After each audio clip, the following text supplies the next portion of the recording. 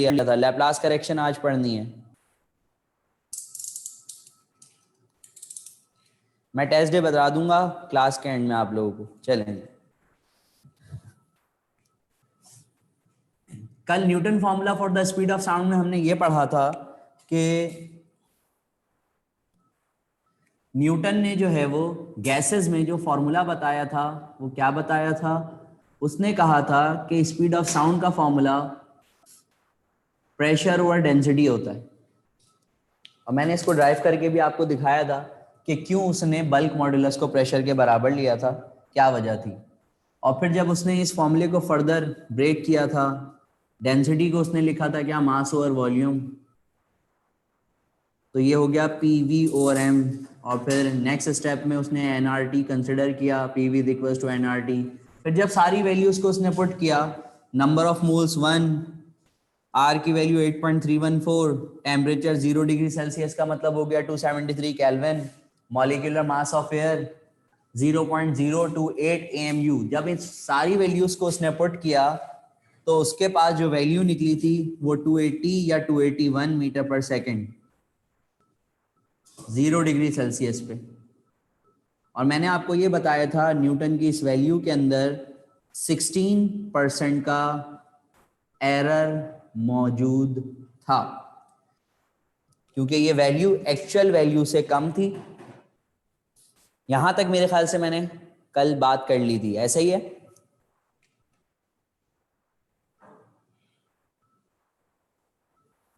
सही।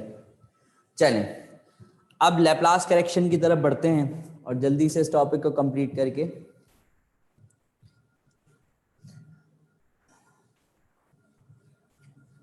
कल का पॉइंट अगर आपको याद हो तो मैंने ये बताया था कि न्यूटन की अजम्पशन ये थी कि न्यूटन ने ये कहा था कि कंप्रेशन और रेयरफेक्शन में टेम्परेचर में कोई चेंज नहीं आता। यानी कि उसने आइसोथर्मल प्रोसेस कंसिडर किया था, जो कि इसकी गलती थी, क्योंकि कंप्रेशन में जब पार्टिकल्स क्लोज्ड होंगे कोलिजन बढ़ेगा, काइनेटिक एनर्जी बढ़ेगी तो टेम्परेचर राइज करेगा। जबकि रेयरफेक्शन में पार्टिकल्स दूर होंगे तो टेम्परेचर क्या होगा, फॉल करेगा। तो टेम्परेचर कांस्टेंट नहीं रहता। तो फिर लैप्लास ने क्या करेक्शन बताई, लैप्लास साइंटिस्ट, लैप्लास की करेक्शन क्या है? लैप्लास ने यह बताया कि न्यूटन की जो ये अजम्पशन थी आइसोथर्मल वाली, ये गलत, क्योंकि टेम्परेचर में चेंज तो आता है, कंप्रेशन पे टेम्परेचर बढ़ता है और रेयरफेक्शन पे टेम्परेचर कम होता है। इसने कहा कि आइसोथर्मल प्रोसेस नहीं होता, ये कंप्रेशन और रेयरफेक्शन इतने रैपिडली हो रहे होते हैं, ये इतनी तेजी से हो रहे होते हैं कि इसमें कोई भी हीट का लॉस या हीट का गेन नहीं होता। मतलब जैसे ही कंप्रेशन हुआ टेम्परेचर राइज होना शुरू हुआ, तो जब टेम्परेचर राइज होगा तो हीट रिलीज होगी, लेकिन फौरन ही रेयरफेक्शन हो जाता है, तो कोई भी हीट में लॉस या हीट में गेन नहीं हो पाता। और ऐसा प्रोसेस जिसमें कोई भी हीट में लॉस या हीट में गेन ना हो, ऐसे प्रोसेस को आप कहते हैं एडियाबैटिक प्रोसेस। Adiabatic process. तो लैप्लास की करेक्शन क्या थी कि न्यूटन की जो ये अजम्पशन है आइसोथर्मल की, ये गलत। एक्चुअल में आइसोथर्मल प्रोसेस नहीं होता, क्या होता है, एडियाबैटिक प्रोसेस होता है, यानी कि जिसमें कोई भी हीट में लॉस या हीट में गेन नहीं होता, क्योंकि कंप्रेशन और रेयरफेक्शन इतना रैपिडली हो रहे होते हैं कि कंप्रेशन होता है, टेम्परेचर राइज हो रहा होता है, हीट रिलीज होने वाली होती है लेकिन नहीं हो पाती क्योंकि फौरन ही रेयरफेक्शन हो जाता है। तो कोई भी हीट में लॉस या हीट में गेन नहीं होता, लिहाजा प्रोसेस आइसोथर्मल नहीं एडियाबैटिक होता है। फिर उसने एडियाबैटिक की इक्वेशन यूज करी और वो इक्वेशन होती है पीवी की power gamma equals to constant. ये इक्वेशन आपकी बुक में कहीं पे भी नहीं लिखी हुई और ना आप लोग पढ़ते हैं, मैं सिर्फ बता रहा हूं। एडियाबैटिक प्रोसेस की इक्वेशन होती है पीवी की पावर गैमा। फिर जिस तरह न्यूटन ने बॉयल्स लॉ को अप्लाई करा था आइसोथर्मल की कंडीशन में और उसको उसने पूरा चेंज निकाला था डेरिवेटिव लगाकर, तो बिल्कुल इसी तरीके से लैप्लास ने भी इसमें पूरा चेंज निकाला। मैं डेरिवेशन की तरफ नहीं जाऊंगा क्योंकि इसकी डेरिवेटिव और मुश्किल है, क्योंकि इसमें पावर भी लगी हुई होती है, तो आप लोग नहीं पढ़ते हैं बिल्कुल कंफ्यूज हो जाएंगे, छोड़ दें। इसकी फिर भी आसान थी, तो मैंने कल बता दी थी डेरिवेशन, इसकी डेरिवेशन का कोई काम नहीं। फिर जिस तरीके से न्यूटन ने पूरा ड्राइव करके बल्क मॉड्यूलस को प्रेशर के बराबर लिया था, पूरा ड्राइव करके, जो मैंने कल आपको बताया था कि बल्क मॉड्यूलस प्रेशर के बराबर आया था, तो बिल्कुल उसी तरीके से लैप्लास ने भी इसमें चेंज नोट किया। और जब उसने चेंज नोट किया तो उसको बल्क मॉड्यूलस जो है वो गैमा टाइम्स प्रेशर के बराबर मिला, गैमा टाइम्स प्रेशर के बराबर मिला। ये गैमा है क्या? सर राशिद ने आप लोगों को शायद चैप्टर नंबर 11 पढ़ा दिया है, शायद कह रहा हूं, और अगर नहीं पढ़ाया तो पढ़ाएंगे आगे। गैमा क्या है? ये इन दो चीजों के दरमियान रेशो का नाम है, सीपी और सीवी। सीपी क्या होती है? 11 पढ़ा दिया सर ने?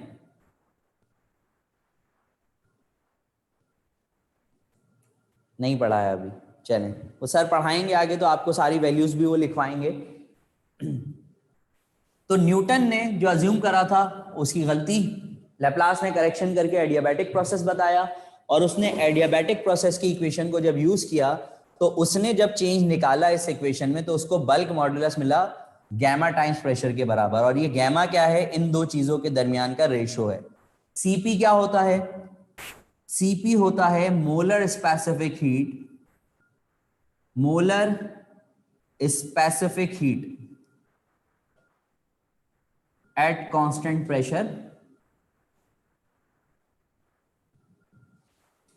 और सीवी क्या होता है? Molar specific heat at constant volume. Gases की दो मोलर स्पेसिफिक हीट होती है ना, एक कांस्टेंट प्रेशर पे होती है और एक कांस्टेंट वॉल्यूम पे होती है। तो CP molar specific heat at constant pressure और CV molar specific heat at constant volume, इन दो चीजों के रेशो का नाम है गैमा। तो जब उसको bulk modulus gamma times pressure के बराबर मिला, तो अब उसने इसकी करेक्टेड फॉर्म, जो न्यूटन ने क्या बताई थी, प्रेशर ओवर डेंसिटी, इसने कहा फॉर्मूला प्रेशर ओवर डेंसिटी नहीं, gamma times pressure over density होता है। और फिर जब उसने इस फॉर्मूले से अपने वैल्यू निकाली, किस तरीके से करके, आगे का प्रोसेस आपको पता है कि अगर मैं डेंसिटी को मास और वॉल्यूम में ब्रेक करूं तो ये क्या हो जाएगा? गैमा पीवी ओवर एम, और इस पी को हम क्या लिख सकते हैं? पीवी को एनआरटी लिख सकते हैं। अब मैं एन नहीं लिख रहा, स्मॉल एन क्यों नहीं लिख रहा? क्योंकि स्मॉल एन का मतलब नंबर ऑफ मोल्स 1, तो PV is equal to NRT में एन की जगह 1 पुट करा तो फॉर्मूला बन गया गैमा आरटी ओवर एम। यहां पे ये जो गैमा है ये होता है 1.4, कांस्टेंट वैल्यू होती है 1.4 for diatomic molecules. Sir Rashid जब आप लोगों को लिखवाएंगे तो वो सारी वैल्यूज बताएंगे आपको। यहां पर हम गैमा की वैल्यू डायटोमिक के लिए यूज कर रहे हैं। अब हमने एयर को डायटोमिक क्यों कंसिडर करा? क्योंकि एयर के अंदर जो मैक्सिमम गैसेस होती हैं वैल्यूज के लिहाज से, वो आपके पास नाइट्रोजन और ऑक्सीजन ही होती है। अगर दोनों को आप सम अप करें तो 99% तो यही दो चीजें होती हैं, बाकी 1% बाकी गैसेस होती हैं। तो लिहाजा इसने एयर को एज अ डायटोमिक कंसिडर करते हुए गैमा की वैल्यू निकाली, क्योंकि डायटोमिक के लिए और मोनो के लिए सबकी सीपी और सीवी दोनों की वैल्यू चेंज होती है। मैं सिर्फ डाई के लिहाज से बता रहा हूं, सर राशिद आपको सारी बता देंगे।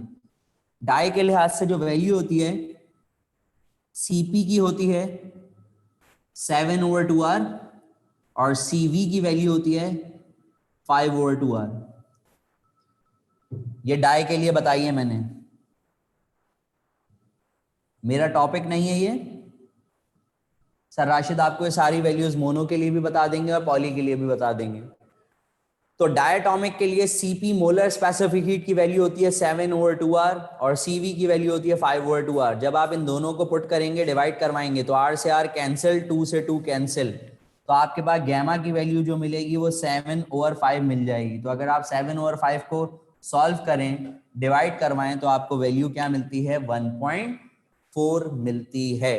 तो यहाँ पर गैमा जो है वो उसने क्या पुट करा? उसने कहा डायटोमिक के लिए गैमा की वैल्यू होगी 1.4, और जब उसने तमाम वैल्यूज को पुट करा यहाँ पर, आर वही 8.314, 0 डिग्री सेल्सियस पे टेम्परेचर क्या हो गया 273 Kelvin, molecular mass of air 0.028, सब सारी वैल्यूज को पुट करा उसने, तो उसको जो वैल्यू मिली वो अप्रोक्सीमेटली क्या मिली 331 पॉइंट समथिंग मिलती है, जिसको राउंड ऑफ करके अगर हम कहें तो 332 मीटर पर सेकेंड 0 डिग्री सेल्सियस पे वैल्यू मिली, जो कि एक्चुअल वैल्यू होती है।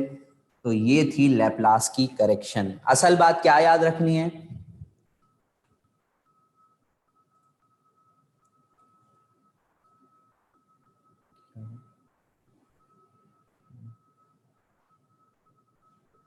असल बात इसमें क्या याद रखनी है कि लैप्लास ने करेक्शन करके क्या बताया कि प्रोसेस आइसोथर्मल नहीं एडियाबैटिक होता है, और उसने फिर नई इक्वेशन जो बताई वो क्या बताई, प्रेशर ओवर डेंसिटी नहीं बताई, gamma times pressure over density बताई। और गैमा मैंने आपको क्या बताया, इन दो चीजों के दरमियान रेशो का नाम है, molar specific heat at constant pressure to the molar specific heat at constant volume, जिनकी वैल्यूज मोनो के लिए अलग होती हैं, डाई के लिए अलग होती हैं, पॉली के लिए अलग होती हैं। मेरा ये टॉपिक नहीं, तो मैंने आपको सिर्फ डाई के लिहाज से बता दिया।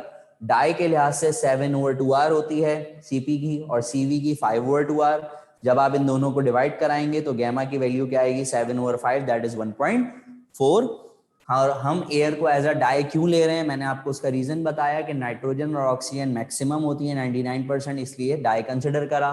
तो गैमा की वैल्यू यहाँ कांस्टेंट 1.4, और जब सारी वैल्यूज को उसने पुट करके आंसर निकाला तो 331 पॉइंट समथिंग आता है, जिसको राउंड ऑफ करके 332 मीटर पर सेकेंड 0 डिग्री सेल्सियस पे उसने वैल्यू बताई। तो ये थी लैप्लास की करेक्शन। तो हम न्यूमेरिकल भी लैप्लास से ही करेंगे, क्योंकि न्यूटन के फॉर्मूले गलत थे, गैस के लिहाज से गलत था, तो हम उससे न्यूमेरिकल नहीं करेंगे, तो गैसेस में हम यही फॉर्मूले यूज करेंगे। जल्दी से बताइए, यहां तक बात क्लियर है? तो फिर इसके और फॉर्मूले एक दो बताऊं मैं। अगर यहां तक बात क्लियर है तो फिर मैं इसके एक दो फॉर्मूले और बताऊं, ठीक है? चलिए, ये साइड मिटा रहा हूं, इससे रिलेटेड एक दो फॉर्मूले और बना रहा हूं, इसी के रिलेशन से। गौर से देखिएगा, गौर से देखिएगा क्या लिख रहा हूं बेटा। अगर किसी को लेना है स्क्रीनशॉट तो ले लें जल्दी से, मैं मिटा रहा हूं इस चीज को।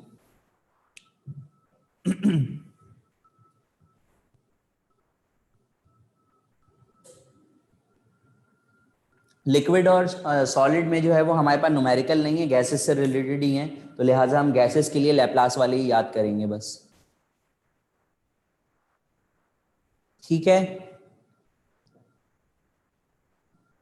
एयर में मैक्सिमम नाइट्रोजन और ऑक्सीजन है ना, इन दोनों की परसेंटेज 99% हो जाती है, बाकी तो 1% अदर गैसेस हैं, इसलिए हमने डायटोमिक की वैल्यू यूज करी गैमा की, जो कि क्या होती है 1.4 होती है। जी बेटा, कंप्रेशन में टेम्परेचर ज्यादा होता है ना, क्योंकि पार्टिकल्स करीब होते हैं तो टेम्परेचर राइज कर जाता है कोलिजन की वजह से, ठीक है?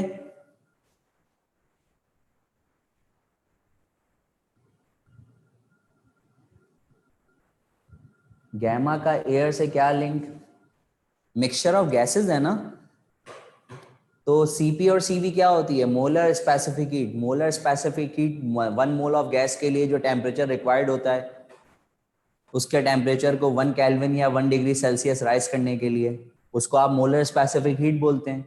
स्पेसिफिक हीट को आप डिफाइन करते हैं तो केमिस्ट्री में भी पढ़ते हैं ना। मोलर स्पेसिफिक हीट क्या होती है, the amount of heat required to reach the temperature of 1 mole of a gas through 1 degree Celsius और 1 केल्विन। वो अमाउंट ऑफ हीट जो कि 1 डिग्री सेल्सियस या 1 केल्विन टेम्परेचर राइज करने के लिए 1 मोल के लिए चाहिए, उसको सीपी और सीवी कहते हैं। अगर कांस्टेंट प्रेशर पे होगी तो सीपी होगी। Difference between isothermal and adiabatic, नहीं बेटा वैल्यूज याद नहीं करनी है, जो कांस्टेंट वैल्यूज हैं उनको याद नहीं करना आपको, जो पूरी पूरी बुक में चार्ट बने हुए हैं वो याद नहीं करने। थर्मल बेटा, आइसोथर्मल में टेम्परेचर कांस्टेंट होता है, एडियाबैटिक में टेम्परेचर कांस्टेंट नहीं होता, कोई भी अमाउंट ऑफ हीट लॉस या गेन नहीं होती। तो एडियाबैटिक प्रोसेस ऐसे प्रोसेस को बोलते हैं जिसमें कोई भी हीट का लॉस या हीट का गेन नहीं होता। तो लैप्लास ने यही करेक्शन बताई कि इतना रैपिडली कंप्रेशन और रेयरफेक्शन हो रहा होता है कि कोई भी हीट लॉस या गेन नहीं हो पाती, इसलिए प्रोसेस आइसोथर्मल नहीं एडियाबैटिक होता है। और उसने फिर एडियाबैटिक की इक्वेशन को यूज करते हुए आगे इसकी करेक्शन बताई थी।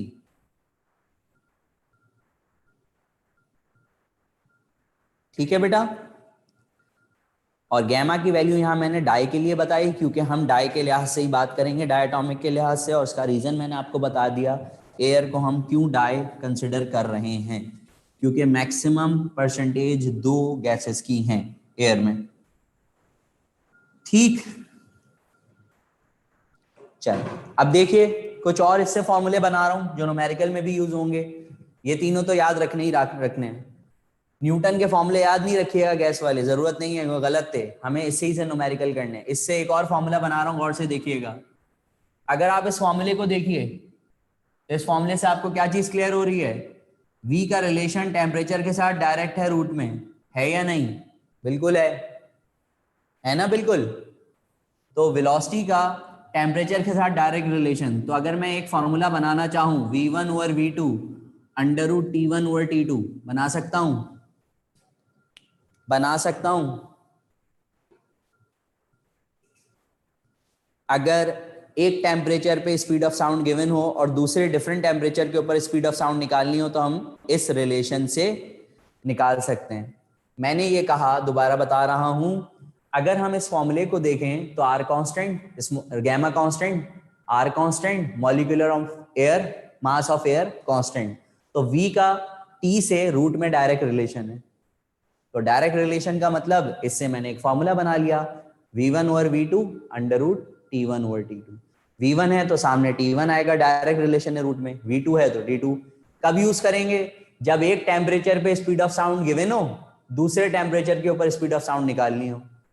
सही है, तो आप इस रिलेशन से निकाल सकते हैं। क्लियर हो गया अब? जी क्लियर है यहां तक? सही। देखिए मैं इसी फॉर्मूले को और क्या लिख रहा हूं, गौर से देखिएगा, गौर से देखिएगा।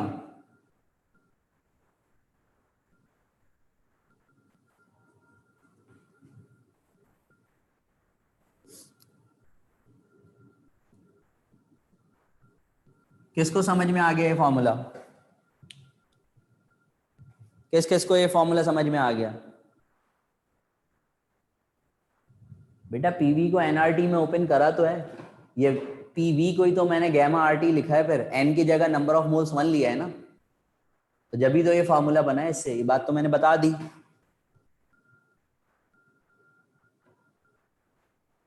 जी ये फॉर्मूला समझ में आया सबको जो मैंने लिखा? जी टेम्परेचर हमेशा केल्विन में यूज होगा। नहीं समझ आया ये फॉर्मूला? अच्छा जी, चलें मैं बता देता हूं।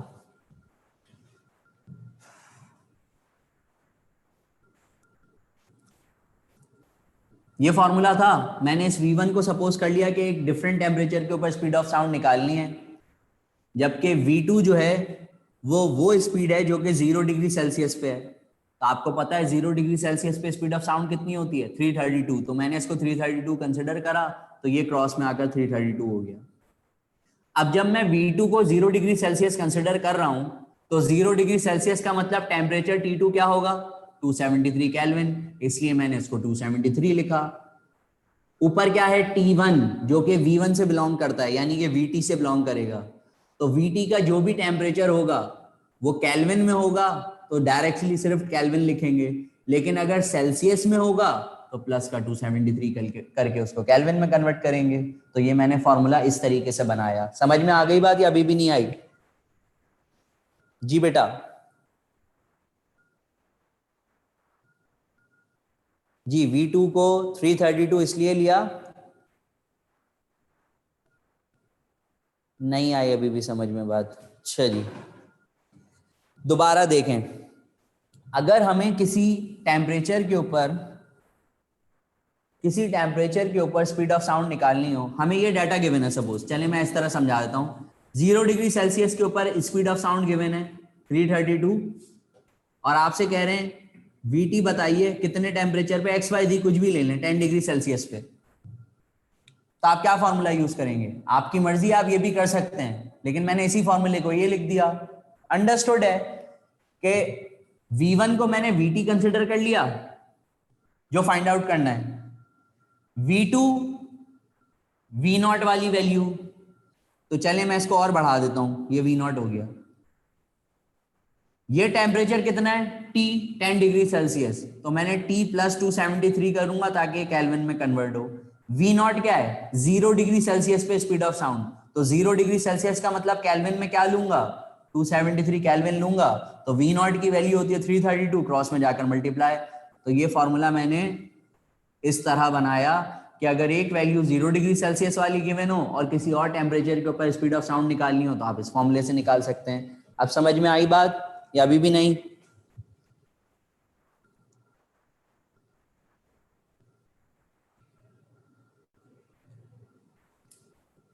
ठीक है, अब क्लियर है भाई, जो कह रहे थे कि नहीं आई समझ में?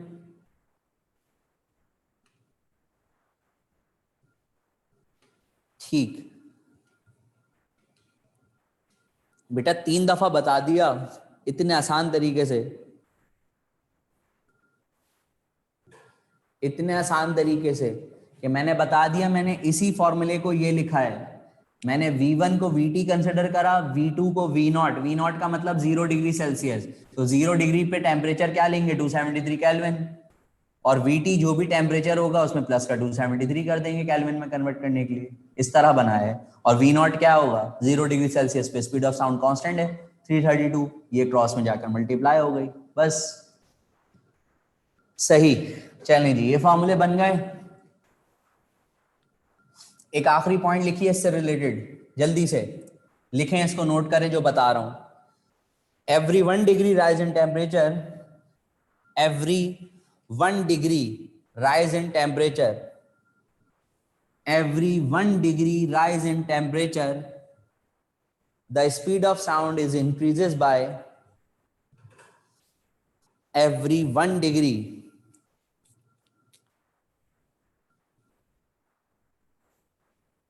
every 1 degree rise in temperature, the speed of sound is increases by 0.6 meter per second, 0.6 metre पर सेकेंड। ये जुमला समझ में आया सबको? 0.6 मीटर पर सेकेंड। हर 1 डिग्री टेम्परेचर राइज होने पे स्पीड ऑफ साउंड में कितना इजाफा होता है 0.6 मीटर पर सेकेंड का इजाफा होता है। यही है ना इस जुमले का मतलब? ये बच्चों सही। अब सुने गौर से, एक इक्वेशन और लिख रहा हूं, सुने गौर से, एक इक्वेशन और लिख रहा हूं, समझ में आनी चाहिए बात। मैंने ये जुमला लिखवा दिया है अब।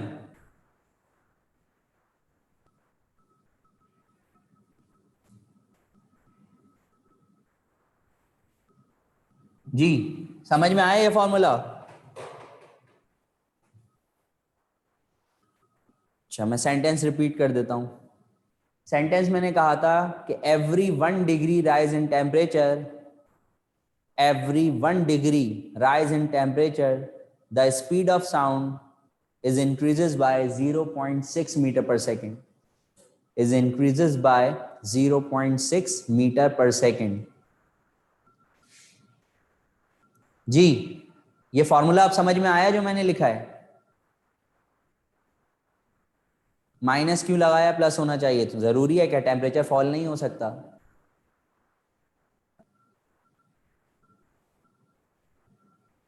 चले मैं इसको एग्जाम्पल से समझाता हूं, चले मैं इस सवाल को एग्जाम्पल से समझाता हूं।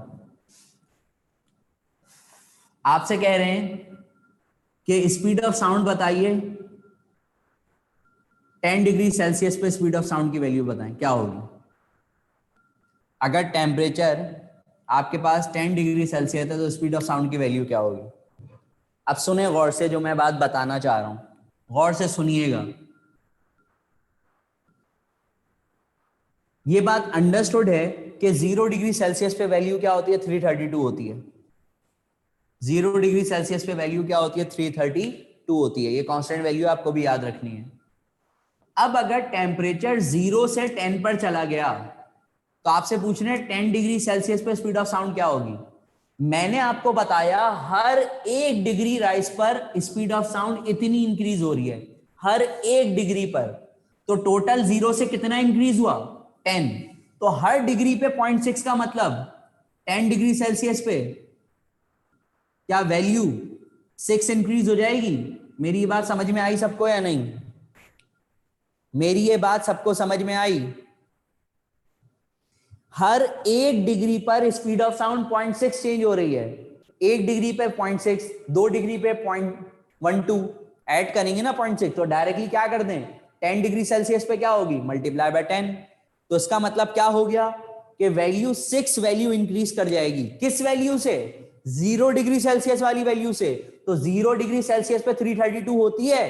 तो अगर टेम्परेचर 10 डिग्री सेल्सियस चला गया 0 से, तो इसका मतलब वैल्यू में 6 इजाफा हो गया। तो हम क्या करेंगे, यहाँ पे प्लस का 6 कर देंगे, तो डायरेक्ट आंसर हमें क्या मिल जाएगा, 338 मिल जाएगा। कुछ समझ में आया जी बेटा, जल्दी से बताइए।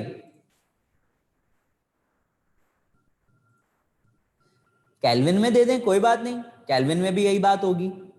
तो 1 डिग्री राइज सेल्सियस करें, 1 डिग्री राइज केल्विन करें, सॉरी 1 केल्विन राइज करें, बात एक ही होती है, बात एक ही होती है, दोनों का मतलब सेम है। अब माइनस कब आएगा इसको भी समझ लें, मैंने प्लस माइनस दोनों लगाए हैं, माइनस कब करेंगे उसको भी समझ लें। तो ये आंसर हो गया 10 डिग्री सेल्सियस पे।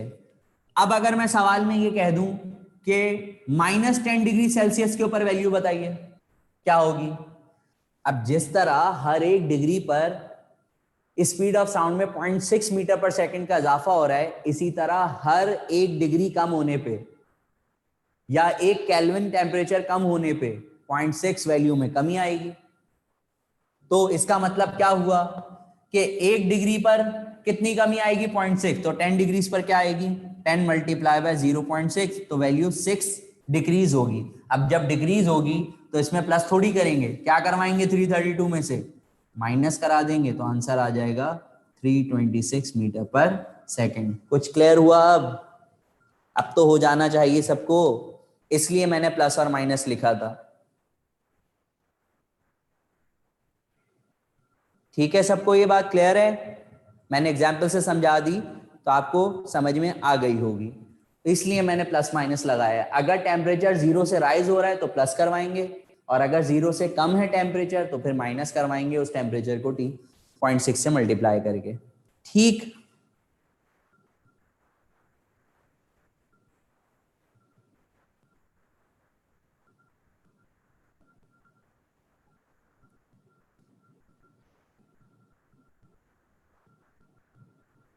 जी जी, खुद ऐसे भी कर सकते हैं, माइनस आ जाएगा, जब भी मैंने यहाँ प्लस माइनस लिख दिया कि इंक्रीज भी हो सकती है वैल्यू, माइनस भी हो सकती है। सेकंड वाला समझ में नहीं आया बेटा, 10 मल्टीप्लाई बाय 0.6 करेंगे तो वैल्यू 6, लेकिन अब वैल्यू 6 इंक्रीज नहीं होगी, वैल्यू 6 क्या होगी, डिक्रीज होगी। तो आप इसको क्या कर देंगे, माइनस करा देंगे वैल्यू को।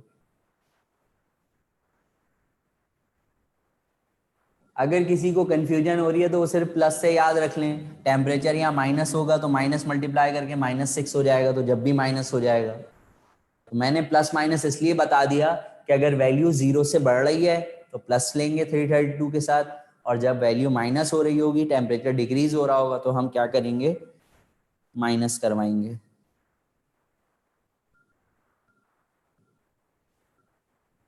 ठीक, क्लियर हो गया। बेटा ये 1 डिग्री सेल्सियस में सिर्फ नहीं है, अगर टेम्परेचर में चेंज 1 केल्विन भी आएगा तो जब भी यही चीज है, क्योंकि सेल्सियस में डेल्टा टी निकालें चाहे केल्विन में डेल्टा टी निकालें, कोई डिफरेंस आता नहीं है। ये बात तो क्लियर है ना जी।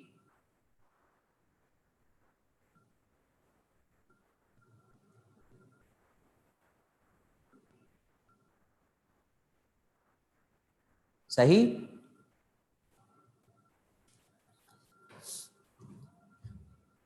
तो ये पॉइंट क्लियर है सबको, मैंने आपको एग्जाम्पल से भी समझा दिया। अगर दो डिफरेंट टेम्परेचर्स होंगे तो आप इसी से सॉल्व करेंगे, और अगर सिंपली एक टेम्परेचर के लिहाज से बात करें तो आप इससे भी निकाल सकते हैं आंसर। मेरे ख्याल से अब ये बात सबको क्लियर हो गई होगी, इस फॉर्मूले को नोट कर लीजिएगा जो मैंने बताया। टेम्परेचर प्लस में तो वैल्यू 332 में प्लस होगी, टेम्परेचर डिक्रीज हो रहा है माइनस में 0 से नीचे, तो वैल्यू माइनस होगी।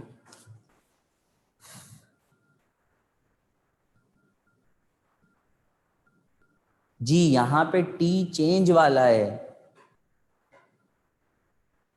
बेटा, केल्विन और सेल्सियस में डिफरेंस तो सेम आएगा ना। अब मैं आप लोगों को ये भी बताऊं, चलें ये भी सुन लें भाई। फिर अगर T1 की वैल्यू आपके पास 5 डिग्री सेल्सियस है, T2 की वैल्यू आपके पास 2 डिग्री सेल्सियस है, तो डेल्टा टी 8 कर लें चलें, तो डेल्टा टी कितना आया? 3 आ गया। चेंज इन टेम्परेचर 3 आया। अब जरा इसको केल्विन में कन्वर्ट करें, इसको केल्विन में कन्वर्ट करें, प्लस का 273 क्या हो गया? 278। जरा इसको केल्विन में कन्वर्ट करें, क्या हो गया? 281। तो अभी भी तो डेल्टा टी की वैल्यू 3 ही आई। तो चाहे 1 डिग्री टेम्परेचर राइज करे सेल्सियस में, चाहे 1 केल्विन राइज करे, तो दोनों को जब आप केल्विन में कन्वर्ट करें चाहे सेल्सियस में माइनस कराएं, डिफरेंस सेम रहता है।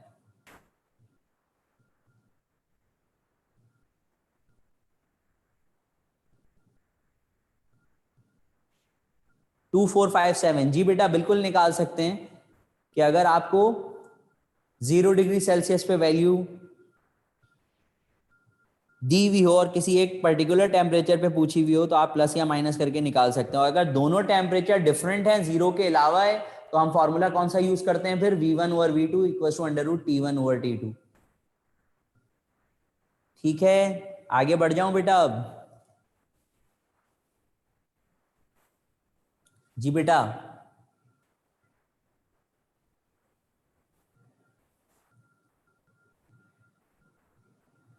2425 बेटा मैसेज पे पूछ लें प्लीज जो पूछना है। चलें जी,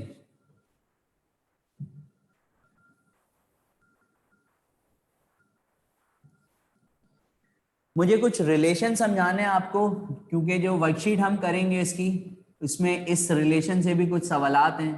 ट्रांसफर वेव्स की कुछ रिलेशन हैं। ट्रांसफर वेव्स का जो हमने स्ट्रिंग में फॉर्मूला पढ़ा था ना, T is equal sorry V is equal to under root T upon mu. V is equal to under root T upon mu. इसके कुछ रिलेशन हम बना रहे हैं क्योंकि इससे रिलेटेड भी कुछ न्यूमेरिकल्स हैं वर्कशीट के अंदर।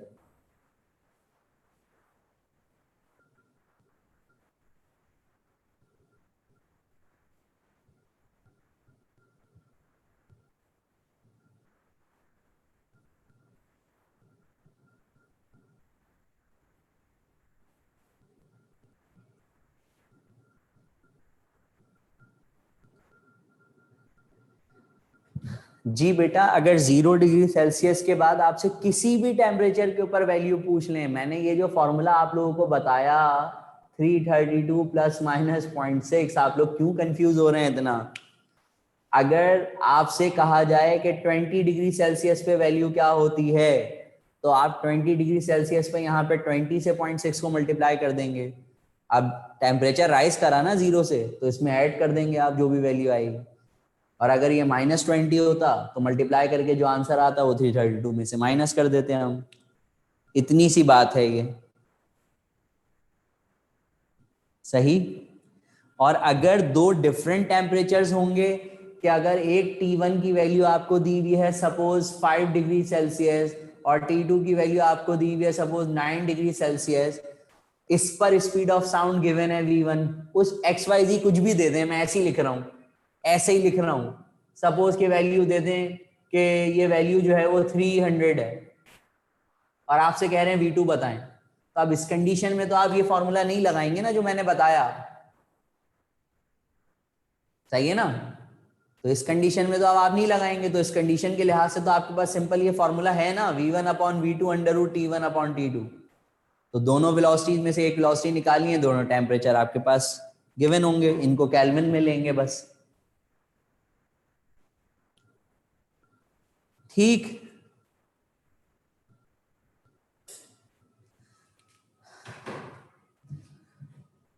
और वो वाला सवाल जो आप में से अभी किसी ने फिर दोबारा पूछ लिया, तो मैं बता देता हूं बेटा, मैंने ये जो फॉर्मूला इसके बाद वाला बनाया था वो इस तरह बनाया था, V1 सपोज कोई भी वेलोसिटी, कोई भी टेम्परेचर है आपके पास, किसी टेम्परेचर के ऊपर मैंने उसको VT कंसिडर कर लिया कि एक टेम्परेचर के ऊपर आपको निकालनी है वैल्यू।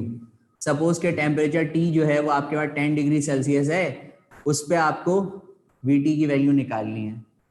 आपको 0 डिग्री सेल्सियस पे वेलोसिटी दी हुई है 332। तो इस सवाल को आप इससे कर सकते हैं, मैं मना नहीं कर रहा, इससे भी कर सकते हैं, लेकिन मैंने एक फॉर्मूला लिख दिया आपको कि अगर वो हो सकता है फॉर्मूला पूछ लें सिर्फ लिखकर।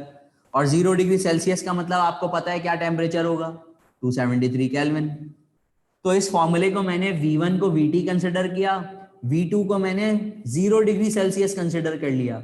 अब अंडरस्टूड है ना कि जब 0 डिग्री सेल्सियस है तो 0 डिग्री सेल्सियस के सामने जो टेम्परेचर लूंगा T2 वो 273 केल्विन लूंगा, और VT जो भी टेम्परेचर होगा वो 10 है, उसके अंदर क्या करूंगा प्लस का 273। तो मैंने इसीलिए तो ये फॉर्मूला T प्लस 273 लिखा था, और नीचे V0 के सामने 273 लिखूंगा, और V0 332 होता है जो कि यहाँ जाके मल्टीप्लाई हो गया था।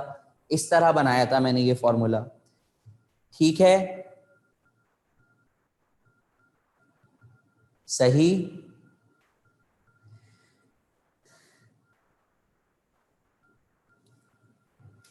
चलें जी आगे बढ़ते हैं। मुझे कुछ रिलेशन समझाने हैं ट्रांसफर वेव से रिलेटेड, क्योंकि इससे रिलेटेड भी कुछ आपके पास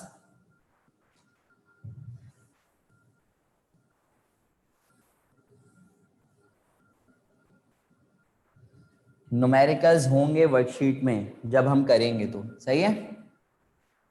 जो स्ट्रिंग में हमने ट्रांसफर वेव्स के फॉर्मूले पढ़े थे, अब गौर से देखिएगा जरा इसको, जो बता रहा हूं इससे अब रिलेशन बना रहा हूं कुछ। अगर आप फॉर्मूले को देखें, टी से डायरेक्ट रिलेशन, म्यू से इनवर्स रिलेशन, तो अगर मैं इसका एक फॉर्मूला बनाना चाहूं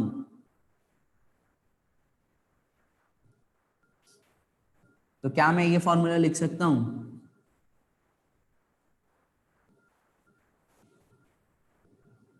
जी बेटा, लिख सकता हूं। टी से डायरेक्ट रिलेशन है, म्यू से इनवर्स रिलेशन है।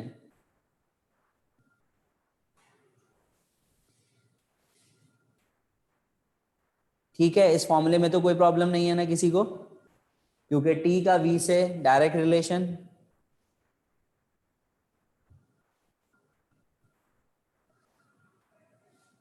बेटा म्यू तो हम पहले ही पढ़ चुके हैं, म्यू को हम लीनियर डेंसिटी बोलते हैं, और लीनियर डेंसिटी का फॉर्मूला होता है मास पर यूनिट लेंथ। ये तो मैं आपको पहले ही पढ़ा चुका हूं, ठीक। तो एक फॉर्मूला ये बन गया। अब आगे देखिए और क्या बना रहा हूं।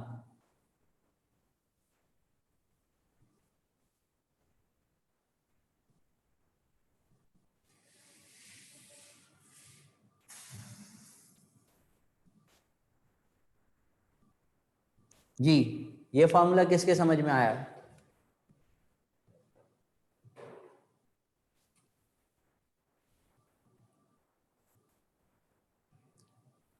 जी मैं कॉम्बिनेशन में बना रहा हूं फॉर्मूला, आप सिर्फ टी के लिहाज से ही बना सकते हैं। ये लीनियर डेंसिटी है, ये वॉल्यूमेट्रिक डेंसिटी से रिलेशन। कैसे बना सुने इधर गौर से। ये होता है म्यू का फॉर्मूला, मास पर यूनिट लेंथ। यहां से जरा मास की वैल्यू निकालें, क्या होगी? सही है, या चलें इस तरह समझ लें इसको। डेंसिटी का फॉर्मूला क्या होता है? मास ओवर वॉल्यूम। यहां से मास की वैल्यू निकालें, क्या होगी? Density into volume over length. तो क्या म्यू का रिलेशन डेंसिटी के साथ डायरेक्ट बना? ये एक एक रिलेशन अलग अलग करके समझा रहा हूं। म्यू का रिलेशन डेंसिटी के साथ डायरेक्ट बना या नहीं, पहले ये बताइए। इतनी बात समझ में आई?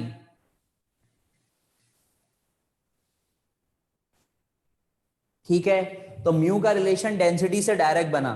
तो अगर यहां म्यू 2 लिखा हुआ है फॉर्मूले में, तो मैं इसकी जगह ρ2 लिख सकता हूं। यहां म्यू वन है तो मैंने उसकी जगह ρ1 लिख दिया। अब क्लियर हो गया बेटा? अब क्लियर हो गया? मैं एक एक रिलेशन लिखते हुए समझाता भी जा रहा हूं कि मैंने किस रिलेशन को फॉलो करते हुए करवाया है। ठीक, चलिए अब आगे बढ़िए, और कुछ लिखवा रहा हूं।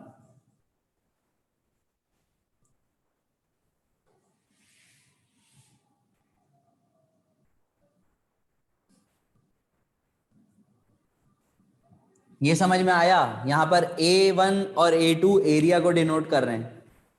A1 और A2 एरिया हैं जी।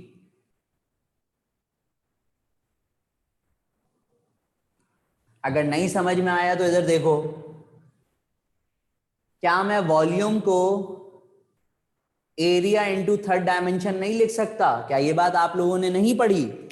Length into breadth into height, तो लेंथ इंटू ब्रेथ को हम एरिया लिख सकते हैं, तो म्यू का एरिया से डायरेक्ट रिलेशन बना, तो अगर म्यू 2 होगा तो मैं उसको A2 लिख सकता हूं डायरेक्ट रिलेशन से, और जो म्यू 1 होगा उसको A1 लिख सकता हूं।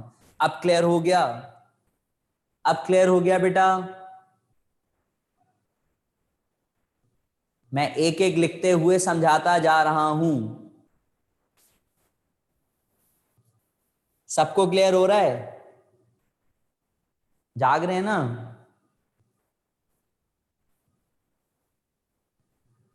सही। तो म्यू का एरिया से भी डायरेक्ट रिलेशन, इसलिए म्यू 2 है तो A2, म्यू 1 है तो A1 लिख दिया। ठीक। सबसे ऊपर तो मैंने म्यू का फॉर्मूला लिखा है ना, मास पर यूनिट लेंथ, और यहां से फिर मैंने मास की वैल्यू निकाली थी डेंसिटी इनटू वॉल्यूम, तो वो मैंने ये लिख दिया था। चैप्टर ऑलमोस्ट खत्म हो चुका है।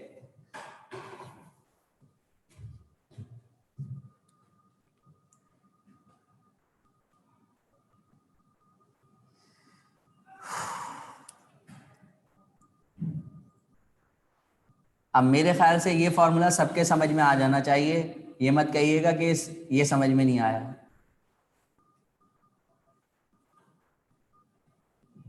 रेडियस सही है।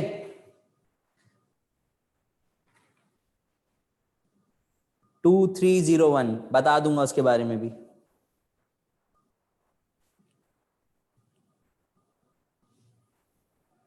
जी। अब तो समझ में आ गया ना? एरिया, एरिया किसके बराबर होता है? पाई आर स्क्वायर। तो अगर मैं यहाँ पे पाई आर स्क्वायर लिखूं तो म्यू का आर स्क्वायर से डायरेक्ट रिलेशन, तो इसलिए मैंने इसको R2 स्क्वायर और नीचे R1 स्क्वायर, तो होल स्क्वायर लगा दिया। आप चाहें तो इसको रूट से बाहर भी लिख सकते हैं। अब ये मत पूछिएगा मैंने रूट से बाहर क्यों नहीं लिखा, आप लिखना चाहें आप लिख सकते हैं, क्योंकि R2 के ऊपर स्क्वायर आएगा, R1 के ऊपर स्क्वायर आएगा, तो होल स्क्वायर रूट से कैंसिल होकर इस चीज को आप रूट से बाहर भी लिख सकते हैं। ठीक। पाई तो कांस्टेंट होता है ना, इसलिए मैंने उसको कैंसिल नहीं करा।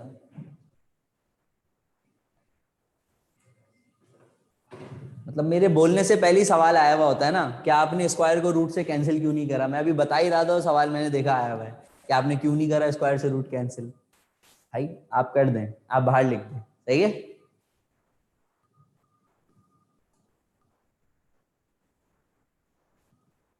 एक लास्ट रिलेशन, रेडियस और डायमीटर का डायरेक्ट रिलेशन होता है, तो आप इसको डायमीटर की फॉर्म में भी लिख सकते हैं। रेडियस और डायमीटर का डायरेक्ट रिलेशन होता है, तो आप इसको डायमीटर के लिहाज से भी लिख सकते हैं। ठीक है। एरिया वाला रिपीट कर दें। बेटा मैंने वॉल्यूम को length into breadth into height, volume का फॉर्मूला क्या होता है? Length into breadth into height. तो क्या लेंथ इंटू ब्रेथ को आप एरिया नहीं कहते? तो एरिया इंटू हाइट हो गया। तो एरिया का रिलेशन डेंसिटी के साथ, लीनियर डेंसिटी के साथ क्या बना? Direct. Mu is directly proportional to area. तो म्यू 2 था तो A2 लिख दिया, म्यू 1 था A1 लिख दिया। और एरिया का फॉर्मूला होता है पाई आर स्क्वायर। तो ए का रिलेशन आर के साथ स्क्वायर में डायरेक्ट, तो अगर A2 है तो R2 स्क्वायर लिखूंगा, A1 है तो R1 स्क्वायर लिखूंगा। तो मैंने दोनों के ऊपर होल स्क्वायर लिख दिया, और इसको आप बाहर भी लिख सकते हैं। और डायमीटर जो होता है वो ट्वाइस ऑफ रेडियस होता है, तो डायमीटर और रेडियस का डायरेक्ट रिलेशन होता है, तो इसलिए मैंने R2 की जगह D2 भी लिख दिया और D1 भी लिख दिया। अब तो सारे बता दिए रिलेशन, अब तो कुछ नहीं बचा।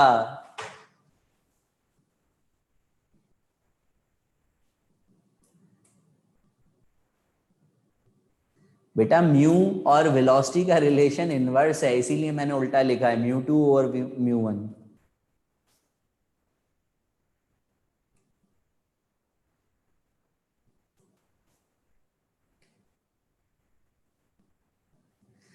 टू 5 2 6 अपने ऊपर अगर हावी करके चीजों को पढ़ेंगे तो कुछ भी नहीं हो पाएगा। रिलैक्स होकर पढ़ें, चीजें बहुत सारी हैं, क्या करें। नहीं बेटा, स्क्वायर रूट सिर्फ इससे हटेगा, T1 T2 के ऊपर तो रहेगा ना, क्योंकि इसके ऊपर स्क्वायर थोड़ी है। तो ये सिर्फ स्क्वायर जब कैंसिल होगा तो सिर्फ R2 ओवर R1 बाहर आएगा, या D2 ओवर D1 बाहर आएगा। T1 ओवर T2 के ऊपर रूट रहेगा, क्योंकि इसके ऊपर होल स्क्वायर नहीं है ना, होल स्क्वायर सिर्फ इसके ऊपर है, तो ये रूट से बाहर आएगी वैल्यू, सिर्फ T1 और T2 के ऊपर रूट रहेगा।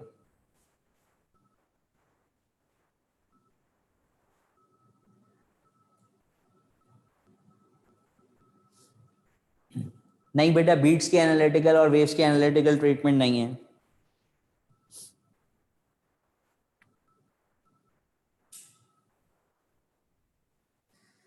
चीजें तो हैं, जाहिर सी बात है, बहुत सारी चीजें हैं, चीजें क्या करें, अब पढ़ना तो है ना। लेकिन फिर भी एक एक रिलेशन को मैंने इंडिविजुअली आपको बताया है कि ये चीज ऐसे भी बन सकती है, ये चीज ऐसे भी बन सकती है। अब चीजें तो हैं, ज्यादा हैं, काफी हैं, पढ़नी तो है, क्या कर सकते हैं। यहां तक क्लियर। फिलहाल मैं यहां तक अभी एंड कर रहा हूं। मैं आप लोगों को वर्कशीट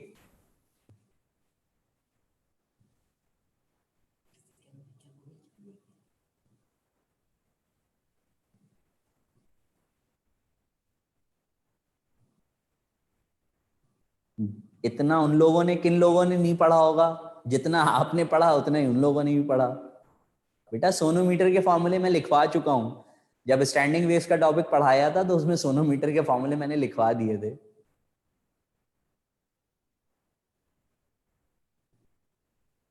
ठीक है, नेक्स्ट क्लास में 15-20 मिनट और लगेंगे। म्यूजिकल साउंड की करेक्टरिस्टिक्स भी आप लोगों को समझा दूंगा कि पिच क्या होती है, जो मैट्रिक में आप लोग पढ़ते हैं, अब वो भी मैं आप लोगों को बताऊं कि पिच क्या होती है। पिच फ्रीक्वेंसी पर डिपेंड करती है, कि जिसकी फ्रीक्वेंसी ज्यादा होती है उसकी पिच हाई होगी, जिसकी फ्रीक्वेंसी कम होती है उसकी पिच लो होगी। श्रिल और ग्रेव साउंड में डिफरेंस बताती है, खवातीन की आवाज ज्यादा पिच वाली होती है, और मर्दों की आवाज जो होती है वो लाजमी सी बात है जो ग्रेव होती है थोड़ी, तो इसीलिए उनकी पिच बहुत ज्यादा हाई होती है खवातीन की, मर्दों की पिच थोड़ी सी कम होती है। ऐसा ही है ना। तो ये म्यूजिक